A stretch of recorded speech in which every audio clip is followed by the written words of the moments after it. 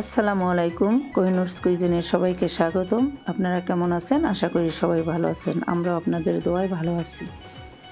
আজকে আমি আপনাদের দেখাবো কিভাবে আমি অল্প গরু মাংস দিয়ে লাউ রান্না করলাম। আমি প্রথমে গোটা গরম মশলা, তেজপাতা, তেল আমি কড়াইতে দিয়ে দিলাম। এবার পেঁয়াজ দিয়ে দিলাম।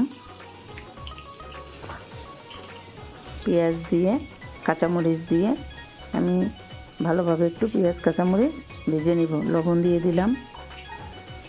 লবণ দিয়ে একটু নাড়াচাড়া দিয়ে ভালোভাবে পেঁয়াজটা একটু ভেজে নিব।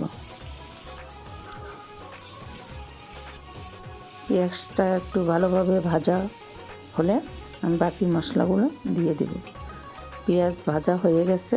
আমি 2 টেবিল চামচ আদা রসুন বাটা, 1 টেবিল চামচ জিরা, গরম মশলা, এলাচ বাটা দিয়ে দিলাম। এবার দিয়ে ভালোভাবে আদা রসুনটা একটু ভেজে নিচ্ছি।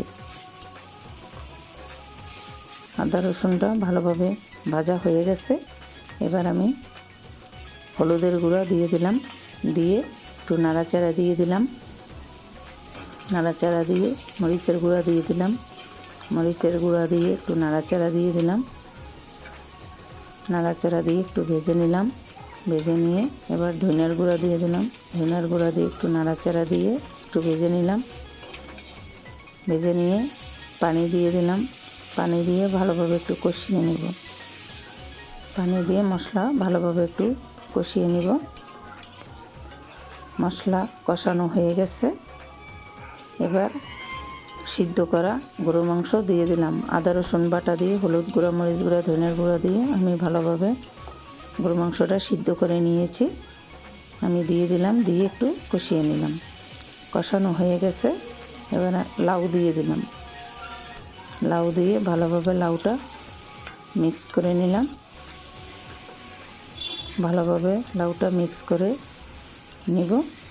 নিয়ে একটু কষিয়ে নিব। লাউটা ভালোভাবে মিক্স করে নিয়ে একটু কষিয়ে নিলাম। এবার ঢাকনা দিয়ে দিলাম। ঢাকনা উঠিয়ে নিলাম।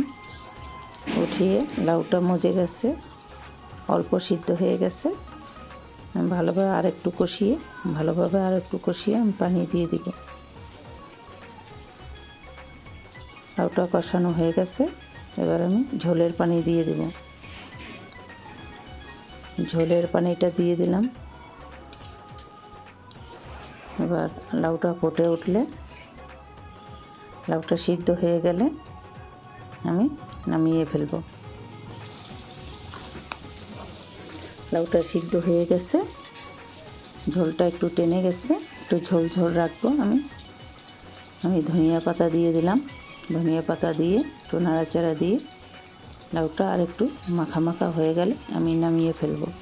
আপনারা আমার ভিডিওটি প্রথম থেকে শেষ পর্যন্ত দেখে নেবেন। আমার ভিডিওটি যদি কোনো অংশ আপনাদের ভালো লেগে থাকে আপনারা লাইক দিবেন, শেয়ার করবেন, আমার চ্যানেলটি সাবস্ক্রাইব করে আমার পাশে থাকবেন। আপনাদের অনেক অনেক ধন্যবাদ। আল্লাহ হাফেজ।